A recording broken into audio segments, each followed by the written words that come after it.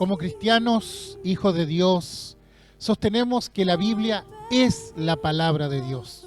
A través de ella, Él nos habla, y aunque el escrito originalmente se haya destinado a otra cultura, en otro tiempo, la palabra de Dios tiene la gracia de que trasciende todo eso y de una u otra manera puede llegar a nuestro tiempo, puede llegar a nuestro contexto de una manera muy vigorosa, con un mensaje directo para nuestras vidas.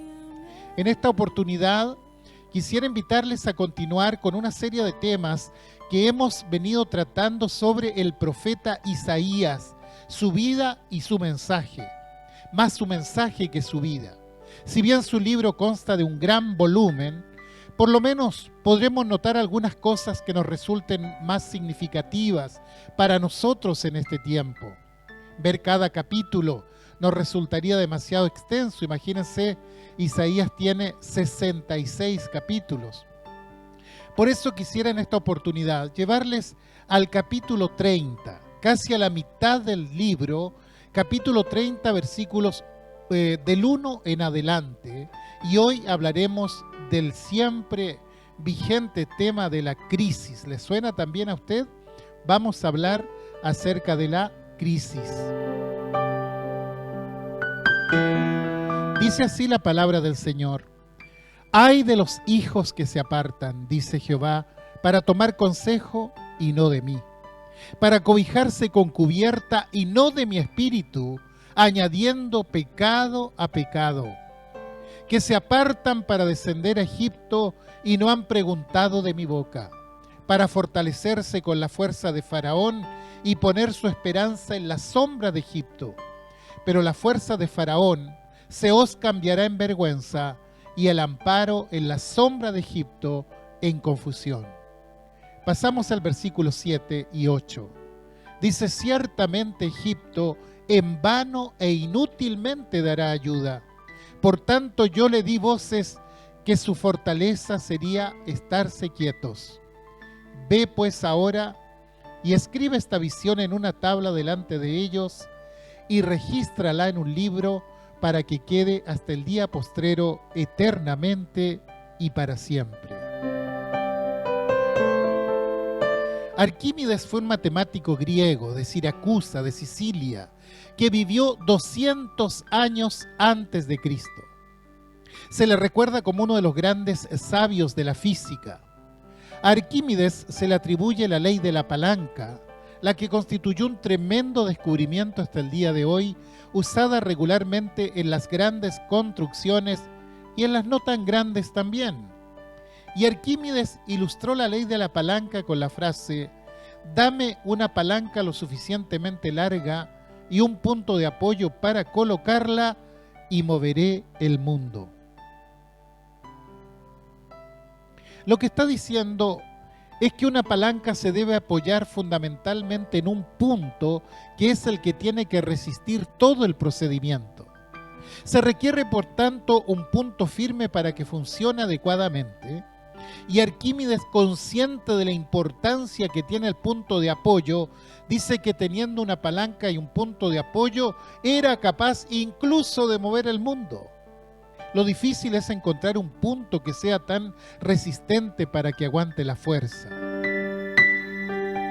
El rey David, casi al final de sus años, recapitula cómo Dios lo había librado de sus enemigos. Escribe un extenso salmo, el Salmo 18, y él aborda esto en un momento en que ya no tiene que luchar, en que ya no están los filisteos, en que ya no está el ejército de Saúl para apresarlo, cuando ya no habían enemigos, ni externos ni internos frente a él en ese momento. Todo eso ya se había acabado para él en ese tiempo. En una de sus partes dice allí el verso 18: me asaltaron en el día de mi quebranto, mas Jehová fue mi apoyo. El enemigo se aprovechaba de sus momentos de quebranto, de sus momentos de debilidad para venir a atacarlo, pero él, a pesar de sus debilidades, tenía un buen apoyo. El Señor estuvo allí. El Señor fue mi apoyo en ese momento. Salomón, el hijo de David, si bien no llevó esto cabalmente a la práctica, igualmente lo aprendió. Y dice en uno de sus proverbios, capítulo 3, verso 5, fíate de Jehová de todo tu corazón y no te apoyes, y nuevamente vemos lo del punto de apoyo, no te apoyes en tu propia prudencia. Quiere decir que para que las cosas se puedan mover correctamente a mi alrededor, debo buscar necesariamente un buen punto de apoyo, y ese punto de apoyo debe ser Dios, el Señor Todopoderoso. En cierta ocasión viene un profeta ante el rey Asa de Israel y le recuerda de una lucha que había tenido en el pasado con los etíopes y los libios.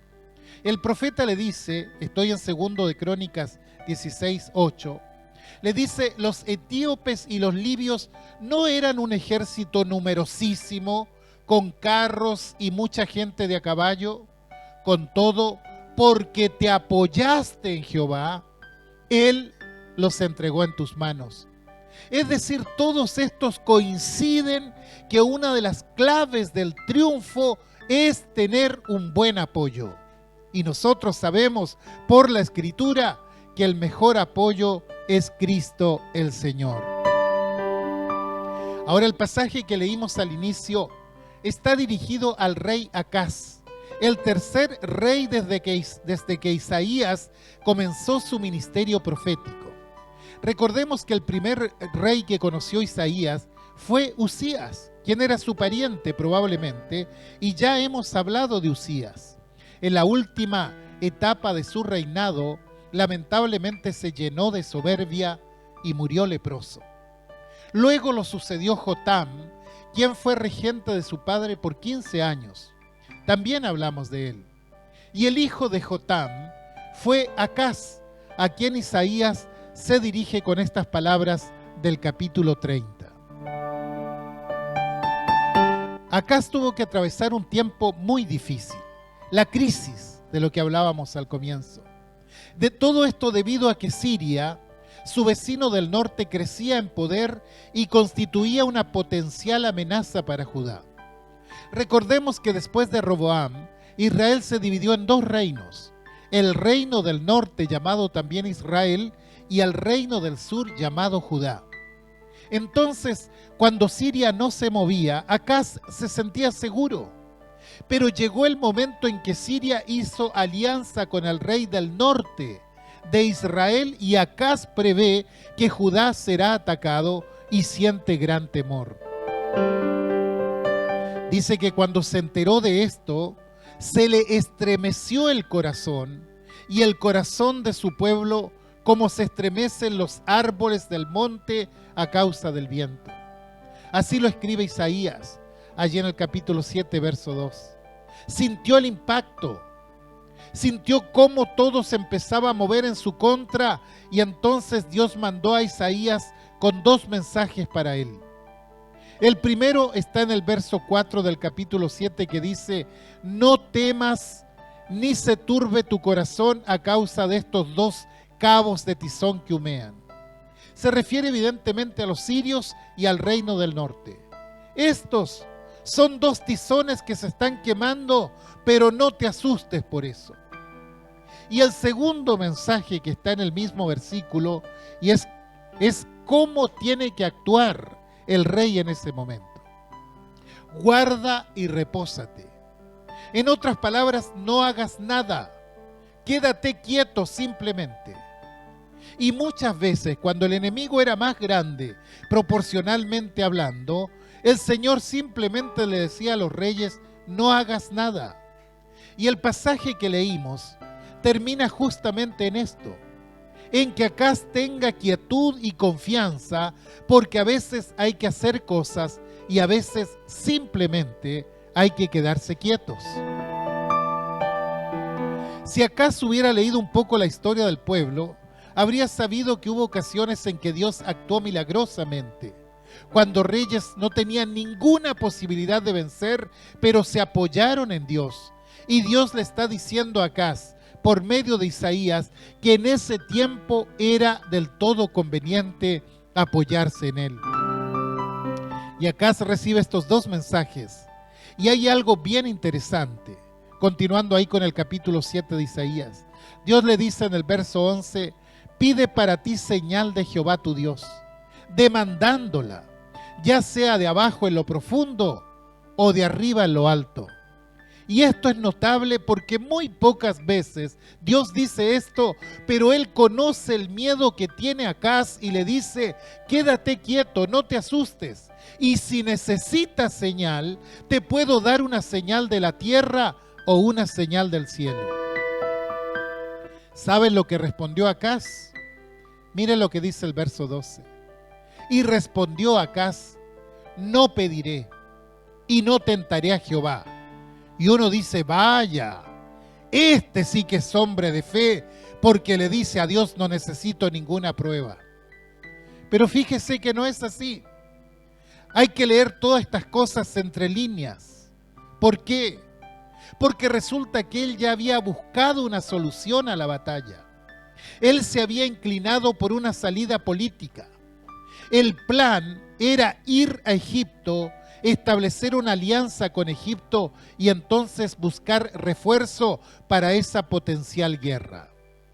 Ahora, en aquel tiempo Egipto estaba decayendo políticamente, pero como potencia que era, todavía podía ayudarlo. Pero miren lo que le dice Dios a Acaz por medio del profeta. Por tierra de tribulación y de angustia, de donde salen la leona y el león, la víbora y la serpiente que vuela. Ciertamente Egipto en vano e inútilmente dará ayuda. Llevan sobre lomos de asnos sus riquezas y sus tesoros sobre jorobas de camellos a un pueblo que no les será de provecho. ¿Qué había pasado en ese momento? Que Acaz había dicho, voy a tomar riquezas y tesoros, voy a cargar asnos, voy a cargar camellos y se los presentaré al faraón egipcio y de seguro él me va a ayudar. Y el Señor dice allí en el capítulo 30, ay de los hijos que se apartan, dice Jehová, para tomar consejo y no de mí, para cobijarse con cubierta y no de mi espíritu, añadiendo pecado a pecado. Son los que dicen, o a los que se refiere Salomón cuando dice que se apoyan en su propia prudencia, no en el Señor. Pero Acaz tomó un consejo no de parte del Señor. Acaz pensó que Egipto iba a ser un buen punto de apoyo, iba a ser un buen aliado en caso de guerra. Entonces llevémosle tesoros y ellos se verán en la necesidad moral y política de ayudarnos. Graso error. Cuando Acaz responde que él no pondría a prueba al Señor, el Señor simplemente queda callado, guarda silencio, como diciendo, ya te dije lo que tienes que hacer, no lo haces, bueno, no tengo nada más que decir. Esto me recuerda al primer capítulo de Romanos, cuando dice que aquellos que no aprobaron tener en cuenta a Dios, Dios los entregó a una mente reprobada.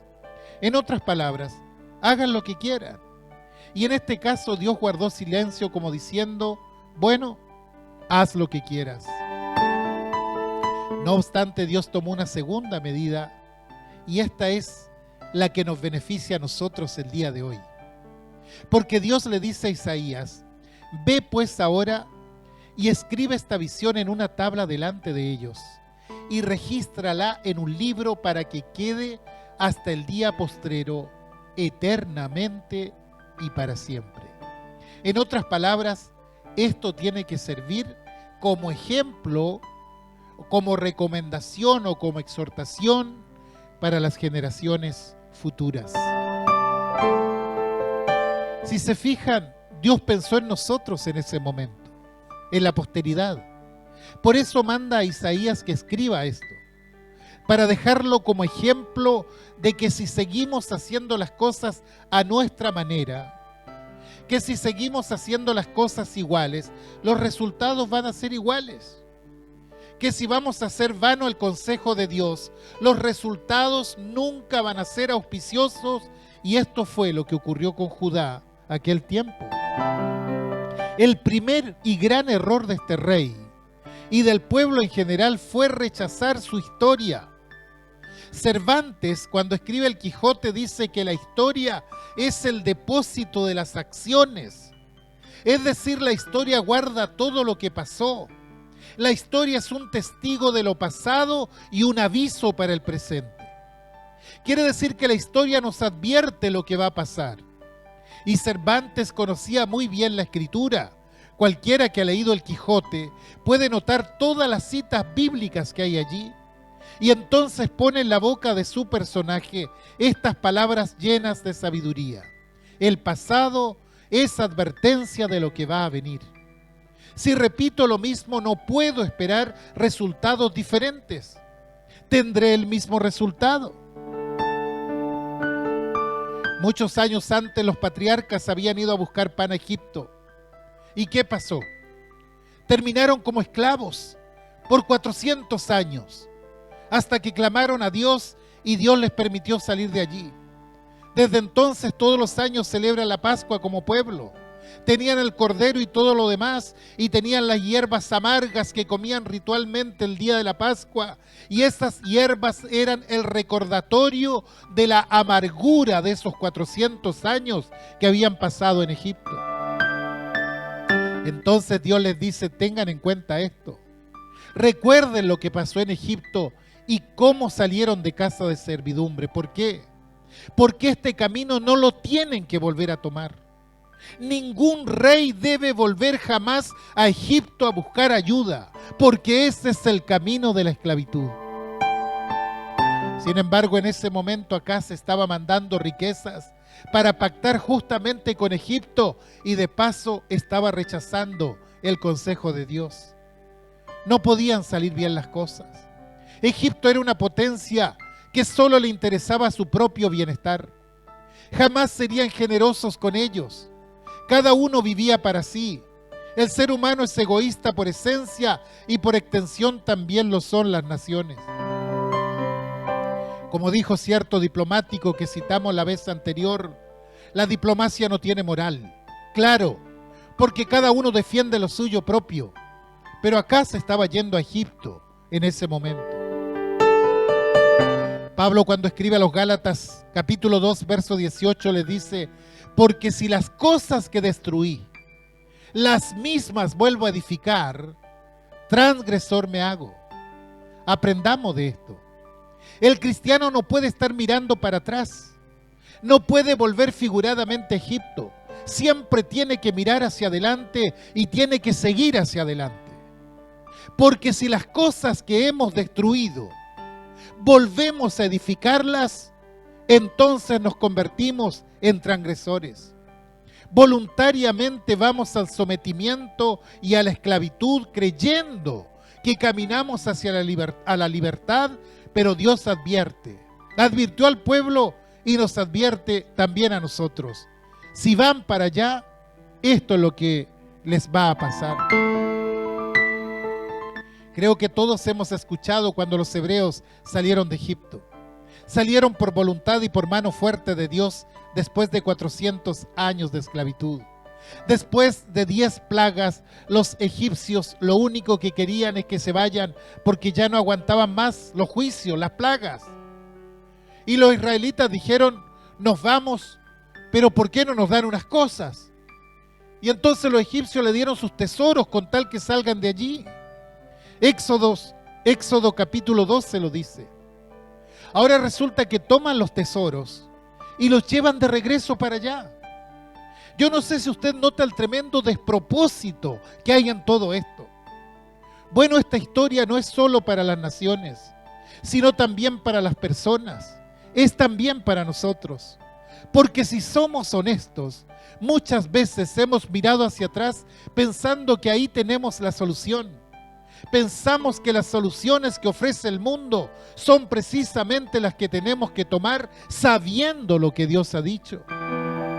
Cuidado, si lo mismo que destruí, dice Pablo, lo mismo vuelvo a edificar, me convierto en un transgresor. El cristiano siempre mira para adelante, no para atrás. No vuelve a lo que dejó. El verdadero cristianismo es un camino de ida, no de regreso. Dios manda videntes y a profetas en tiempo de Acaz para prevenirles contra esto, pero Él los rechazó juntamente con el pueblo. Querían analistas políticos que analizaran la realidad, y los enviados de Dios le decían: pero miren lo que dice la historia. Y sin embargo ellos decían a los videntes: no vean, y a los profetas: no hablen. Déjense de analizar el pasado, déjense de sacar conclusiones, porque los tiempos cambian. ¿Ha escuchado usted esas palabras? Los tiempos cambian, y sí, los tiempos cambian, pero Dios nunca cambia. Pero ellos les exigían a los videntes y a los profetas que digan cosas positivas, que no amarguen al pueblo diciéndoles la verdad. El pueblo quería escuchar una musiquita que los tranquilizara. Querían ver y oír cosas buenas nada más. Y resulta que los videntes y los profetas hablaban lo que pasaba realmente. Veían el precipicio hacia donde se dirigían en ese momento, pero ellos preferían la mentira a la verdad. Quitar lo duro y dejarlo suave solamente. Y muchas veces, cuando uno analiza la realidad y ve estas cosas, es considerado un derrotista, un pesimista, nunca como alguien que está analizando la realidad objetivamente. Saben, hay 3 características que se marcan aquí que uno debe tener en cuenta. Lo primero que tenemos acá es que estas personas cortaban con su pasado. El pasado era inexistente para ellos. Voluntariamente ignoraban su historia. Pero nos guste o no, todos tenemos una historia personal, una historia nacional, una historia como pueblo, una historia como cultura, y está ahí. No la podemos borrar. Lo segundo, se negaban a interpretar sensatamente la realidad en ese momento. Creían que su razonamiento era infalible, que siempre tenían la razón. Eran ciegos social y espiritualmente. Y lo tercero, escuchaban únicamente lo que querían escuchar. Escuchaban lo dulce, lo tierno, y rechazaban todo lo que fuera áspero, todo lo amargo. No querían oírlo. Pero usted, a la edad que tiene, sabe que la verdad siempre es amarga, ¿no? Dietrich Bonhoeffer, el gran teólogo alemán del siglo XX, hizo una denuncia contundente contra el régimen nazi en Alemania. Y decía: esto nos va a llevar a un desastre. Esto nos va a llevar a una masacre. Y se opuso tenazmente al régimen nazi. Y mientras daba una conferencia en Estados Unidos, le dijeron: no vuelva a Alemania, porque si usted vuelve, su vida corre peligro. Y él dice: no, yo debo regresar, porque ese es el lugar donde el Señor me puso. El pueblo alemán necesita oír esto. Y entonces vuelve y denuncia al régimen nazi de una manera directa y contundente. Rápidamente fue llevado preso y el 9 de abril del año 1945 fue ejecutado a la horca. Yo siempre he pensado cómo un país inteligente como Alemania, un país que era cabeza del mundo en ese momento, ¿cómo puede ser que llegue a esto? ¿Cuál es la razón? Bonhoeffer reflexionó sobre esto y dijo: esto es un estado de estupidez. ¿Por qué expresó esto? Porque se habían alejado de la razón. Y yo sé que la palabra estupidez es una palabra bastante fuerte en nuestro contexto. Pero este estado no tiene que ver con un problema intelectual o de aprendizaje. Es una opción voluntaria donde se niega el valor de la razón. Es un defecto moral más que un defecto intelectual.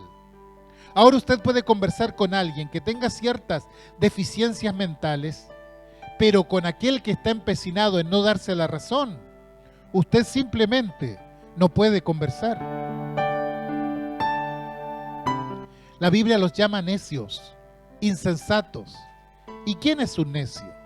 Perdóneme, pero es un estúpido moral. El Salmo 53 comienza diciendo: dice el necio en su corazón: no hay Dios. Y usted dice, ¿cómo alguien puede decir una cosa así? Si toda la creación está hablando, está gritando prácticamente la existencia de un creador. En otras palabras, no tiene que ir muy lejos para saber que sí hay un Dios. Pero el necio ha optado voluntariamente no ver lo evidente. Es un estúpido moral. Y eso es lo que pasa.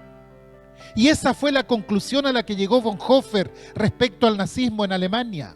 El problema, dice Bonhoeffer, es que esta estupidez moral es contagiosa y se convierte en un problema social. Y acá es donde está la verdadera grieta realmente. La verdadera grieta no es algo meramente social o ideológico siquiera. La verdadera grieta no es económica. La verdadera grieta es cuando el hombre, el ser humano, se aparta de Dios. Cuando se separa lo de abajo con lo de arriba. Ahí entramos al verdadero problema. Pero obviamente esto trae consecuencias sociales, porque al perder la cohesión con Dios, se pierde también la cohesión con nuestros semejantes. Y en aquellos tiempos de Isaías, él dice, por tanto, os será este pecado como grieta que amenaza ruina, extendiéndose en una pared elevada, cuya caída viene súbita y repentinamente. Si tenemos una grieta con Dios, tengamos por seguro que tendremos una grieta abajo con nuestro entorno social, y esa grieta nos va a reventar en tal forma que vamos a tener una caída súbita y violenta. Fuerte, ¿no le parece? ¿Le molesta a usted lo que estoy diciendo? ¿Le molesta a usted lo que estoy diciendo? Yo sé que es fuerte, pero no podemos echar la palabra de Dios solo porque es fuerte. Aprendamos a escuchar lo que Dios está diciendo. Aquí Dios está marcando una realidad. Un pueblo, una persona que corta su relación con Dios, también se agrieta hacia abajo. El problema es creer que la grieta de abajo es más importante, pero no la solucionará a menos que solucione el problema que tiene hacia arriba, con Dios.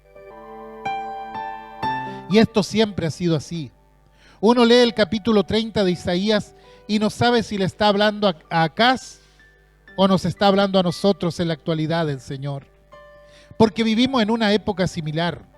La gente tiene el mismo modo de pensar. Y si usted pregunta, ¿en quién podemos apoyarnos? ¿Hacia dónde vamos como sociedad? Usted va a tener todo tipo de respuesta, pero nunca se va a hablar de nosotros tenemos que apoyarnos en Dios en medio de todo esto. Ahora, si les preguntara a los creyentes, a los que han entregado su vida a Jesucristo, hermanos, ¿en quién tenemos que apoyarnos? Yo les aseguro que la respuesta doctrinalmente correcta es: debemos apoyarnos en el Señor.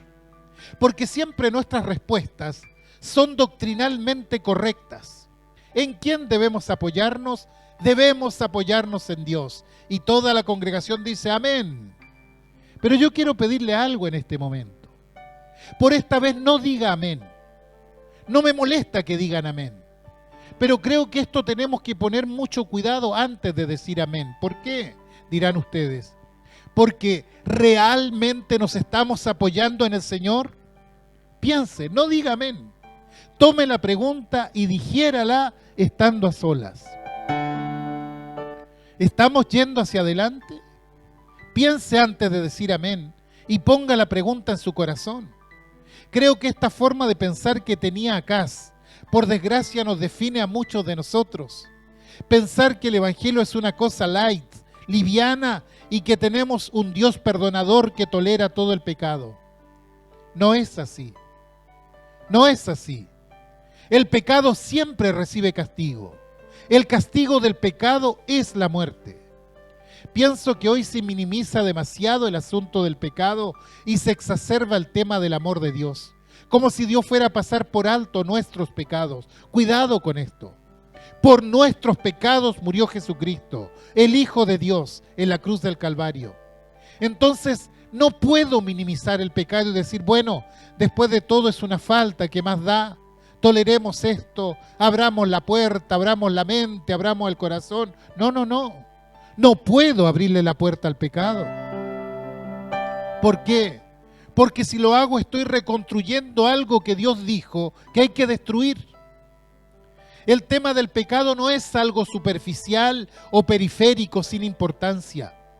Pablo en su carta a los Romanos ocupa los primeros 4 capítulos para hablar de la seriedad del pecado. El pecado sigue siendo pecado. El pecado no tiene perdón. Alguien tiene que pagar por él. Y tu pecado y mi pecado fueron pagados por Cristo Jesús en el madero de la cruz. Quiere decir que cuando el Señor dice, tu pecado es perdonado, no es porque simplemente le caímos bien a Dios y nos perdonó de la nada. No. Nos dice eso porque Él, Jesucristo, el Hijo de Dios, pagó un precio. Y si no entendemos que el pecado tiene el precio de la cruz, vamos a vivir minimizando el pecado. El pecado es algo serio. Alguien dijo, cada vez que pecamos, volvemos a crucificar a Jesús. No caigamos en el error del pueblo al cual le habló Isaías. Allí en el capítulo 64, verso 7 dice, nadie hay que invoque tu nombre, que se despierte para apoyarse en ti, por lo cual escondiste de nosotros tu rostro y nos dejaste marchitar en poder de nuestras maldades. El otro día lo decíamos, el cristiano tiene que aprender a resistir, tiene que aprender a perseverar en su fe. Esta es una época de resistencia, resistencia frente a los embates de afuera y también frente a las presiones internas. Pensaba en el caso del apóstol Pablo cuando estuvo en Filipos. Filipos fue una ciudad tremendamente hostil, una ciudad donde ni bien hizo un milagro lo mandó a la cárcel. ¿Qué hizo Pablo en esa ciudad? Bueno, evangelizó a una empresaria, a Lidia de Tiatira, comerciante de alto vuelo. Liberó a una muchacha poseída por un espíritu de adivinación. Con ello desbarató el negocio de los que la oprimían. Evangelizó al carcelero, confrontó a la justicia de la ciudad cuando lo quisieron dejar en libertad. ¿Se fijan? Empezó haciendo el trabajo cristiano hasta que lo metieron en la cárcel injustamente. Lo azotaron, lo metieron en el cepo, pasó lo del terremoto. Y al otro día vinieron para soltarlo, pero él dice, un momento, ustedes nos azotaron públicamente, sin sentencia judicial de por medio, y ahora quieren liberarnos encubiertamente. No, no, no, no. Los mismos que nos metieron en esto, que vengan a sacarnos. ¿Se da cuenta? Pablo era un hombre de carácter, que se puso de punta contra una sociedad que no aceptaba que hay un Dios. Hoy Dios nos deja una pregunta a nosotros y con esto termino. La encontramos en el capítulo 50, verso 10 de Isaías. ¿Quién hay entre vosotros que teme a Jehová y oye la voz de su siervo? El que anda en tinieblas y carece de luz, confía en el nombre de Jehová y apóyese en su Dios. ¿Quién hay entre vosotros que teme a Jehová y oye la voz de su siervo? Se refiere a sí mismo como siervo de Dios. Si alguien anda en tinieblas, si alguien carece de luz mientras camina en esta vida, confíe en el Señor y apóyese en Él. Este es el punto de apoyo que todos necesitamos.